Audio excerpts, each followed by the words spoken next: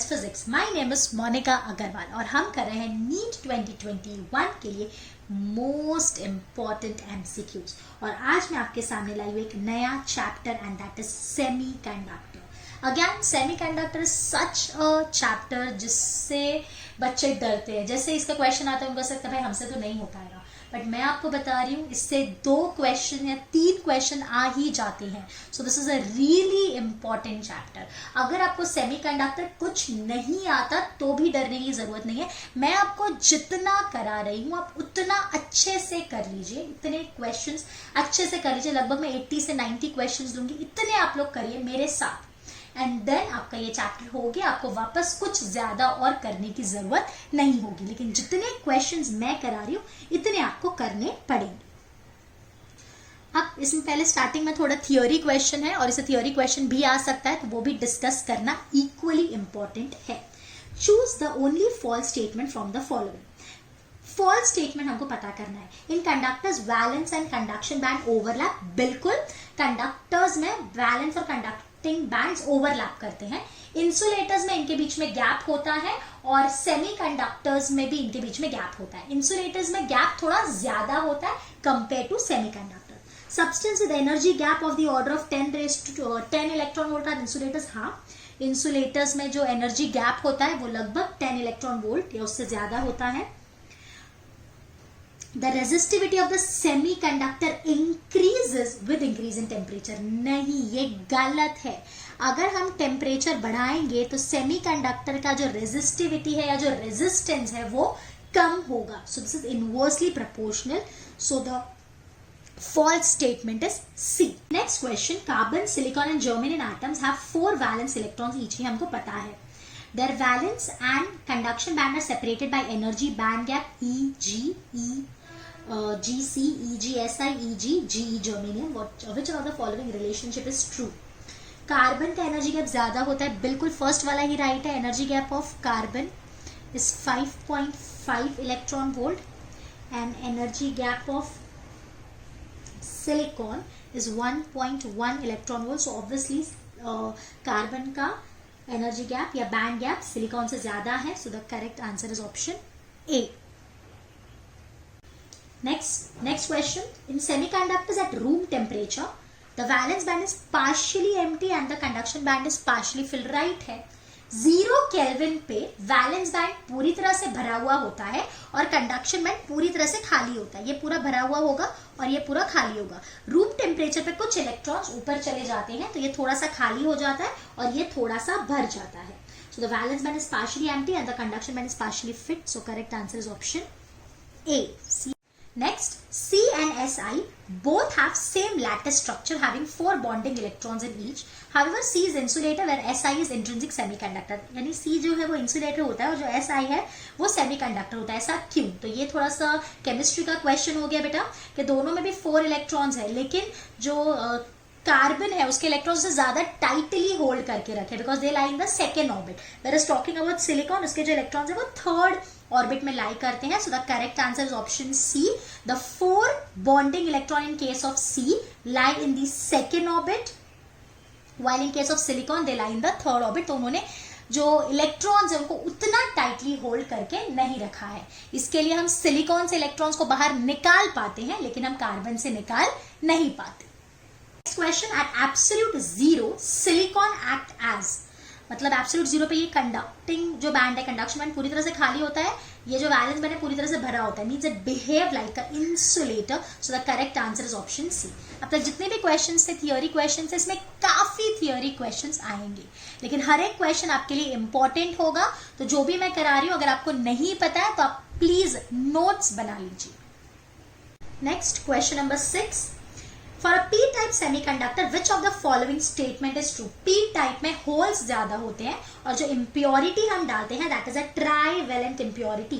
So holes are majority carriers and trivalent atoms are dopants. So the correct answer is option C. Again a complete theory question.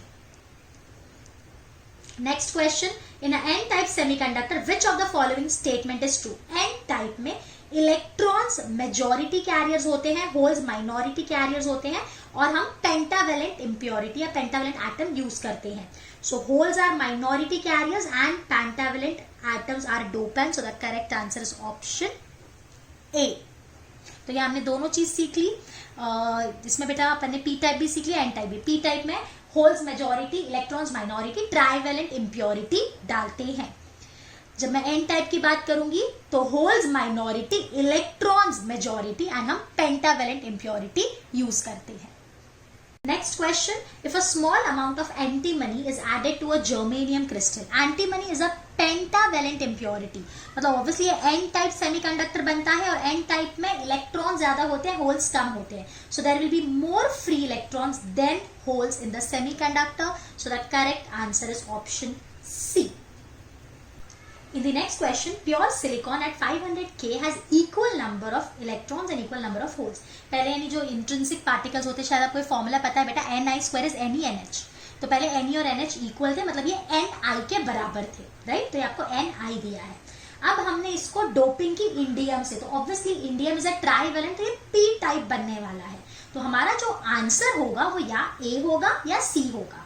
ठीक है. उसके बाद हमको NH की value दी है और हमको Ne पूछा है. ये ऐसे टाइप का क्वेश्चन आ सकता है एग्जाम में. तो ये फॉर्मूला याद रखेंगे, Ne into NH is Ni². आपको Ni और NH दिया है, हमको Ne निकालना है. तो मैंने बेटा वैल्यू सब्सटीट्यूट कर दी. ये हो गया 1.5 इंटू 1.5 इंटू 10⁻32 और ये -22 डिवाइडेड बाई 4.5. ये 1 सा, ये 3 सा, ये 1 सा 0.5 हो गया. तो ये आ गया Ne इज 5 इंटू 10⁻9. 0.5 इंटू 10⁻10 मैंने शिफ्ट कर दिया, तो 5 into 10⁻9. So the correct answer is option A. Now next question number 10. Again a theory question. Which one of the following statement is false? इसमें कौन सा false है ये हमको पता लगाना है. First, pure silicon doped with trivalent impurity gives a p-type semiconductor. हाँ, अगर हाँ trivalent एक trivalent करने से p-type मिलती है, राइट है. Majority carriers in n-type semiconductors are holes. गलत है. n-type में majority carriers कौन होते हैं? Electrons होते हैं. So the false statement is B. बाकी आप देख सकते हो नीचे वाले minority carriers in P type is electron सही है. और अगर हम टेम्परेचर बढ़ाते हैं तो रेजिस्टेंस कम होता है सेमीकंडक्टर्स में से, ये भी सही है. So the correct answer is option B. Next question number 11. In the energy band diagram of a material shown here the open circle and fill circle denote holes and electrons. यानी जो open circles हैं वो whole बता रहे हैं और जो fill circle है वो इलेक्ट्रॉन्स बता रहे हैं. तो जैसे आप देख सकते हो the number of holes is large compare to the number of electrons. So this has to be a p type semiconductor. So the correct answer is option d. Next, which of the following when added as an impurity into silicon produces n type semiconductor. तो हमको pentavalent impurity पता करनी है. तो phosphorus is a pentavalent impurity. So the correct answer is option c. Next, to obtain a p-type germanium semiconductor, it must be doped with. तो यहाँ पे हमको ट्राइवेलेंट इम्प्योरिटी चाहिए and trivalent impurity is indium. So the correct answer is option A. Next, question number 14. When arsenic is added as an impurity to silicon, the resulting material is. अगर हम arsenic add करेंगे, arsenic is a pentavalent impurity, so we will get a n-type semiconductor. So the correct answer is option B. Next question number 15. When an type semiconductor is heated. जब हम N type semiconductor को heat करते हैं तो obviously जो electrons हैं covalent bond break करते हैं और इलेक्ट्रॉन्स ऊपर जाते हैं. तो जब इलेक्ट्रॉन्स ऊपर जाते हैं तो होल्स फॉर्म होने लगेंगे. So number of electrons and hole increases equally. तो जितने इलेक्ट्रॉन्स ऊपर गए उतने होल्स यहाँ पे फॉर्म होंगे. सो the correct answer is option D. The increase in the width of the depletion region in a PN junction diode is. तो जब आपको पता है जब हम फॉरवर्ड बायस लगाते हैं तो डिप्लीशन रीजन जो है उसकी विड्थ कम होते जाती है, और जब हम रिवर्स बायस लगाते हैं तो जो डिप्लीशन रीजन है उसकी विड्थ इंक्रीज होते जाती है. So the correct answer is due to reverse bias only. B. The barrier potential of a PN junction diode depends on the type of semiconductor material, amount of doping and temperature. Yes, it depends on all the three. So the correct answer is 1, 2, 3. That is option D. In the next question, in an unbiased p-n junction, hole diffuses from p region to n region. यानी unbiased है, हमने इसको कुछ भी biasing नहीं की. तो जो holes है वो p region से n region में क्यों आते हैं? Because यहाँ पे electrons ज्यादा हैं तो वो holes इसमें diffuse होने आते हैं. या आप ऐसा बोल सकते हैं p region में holes ज्यादा है और n region में electrons ज्यादा है. इसके लिए holes n region में आते हैं. So the higher hole concentration in P region then in N region, because यहाँ होल ज्यादा है इसलिए वो इनके साथ डिफ्यूज होने आते हैं. So the correct answer is option B. अब अगले क्वेश्चन में क्या दिया है? In a PN junction high potential is at N side and low potential at P side. High potential at P side, low potential at N side. P and both are at same potential undetermined. बेटा यहाँ पे मैंने ना ज्यादा आपको theory नहीं कराई है, लेकिन इसके जो क्वेश्चंस है ना, ये क्वेश्चन से ही आपकी थियोरी कवर हो जाती है. जैसे अपन ने जैसे दोनों को ज्वाइंट किया तो होल्स जो है वो इलेक्ट्रॉन्स के अंदर डिफ्यूज हो गए. तो बेसिकली यहाँ से होल्स चले गए, तो यहाँ से होल्स चले गए तो यहाँ पे नेगेटिव पोटेंशियल बन गया. और ये साइड आप ऐसा बोल सकते हो होल्स आ गए तो ये साइड पॉजिटिव पोटेंशियल बन गया. और यहाँ पे बीच में इसको अपन क्या बोलते हैं? This is a depletion region. इसमें यहाँ पे बीच में एटम्स है,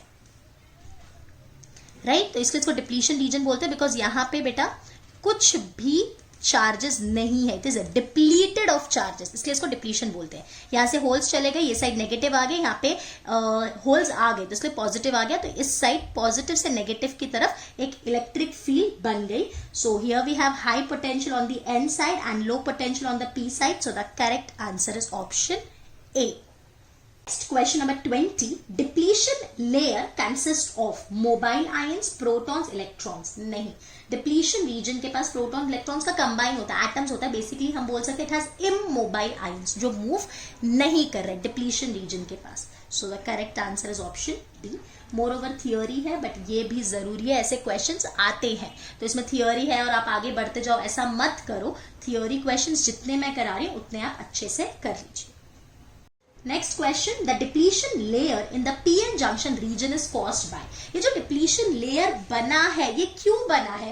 बिकॉज यहाँ से इलेक्ट्रॉन्स और होल्स एक दूसरे के अंदर डिफ्यूज हो गए. यहाँ से होल्स आए और यहाँ से इलेक्ट्रॉन्स आए, वो दोनों एक दूसरे के अंदर डिफ्यूज हो गए जिसकी वजह से ये डिप्लीशन रीजन बना है. So the answer is diffusion of charge carrier. So the correct answer is option B.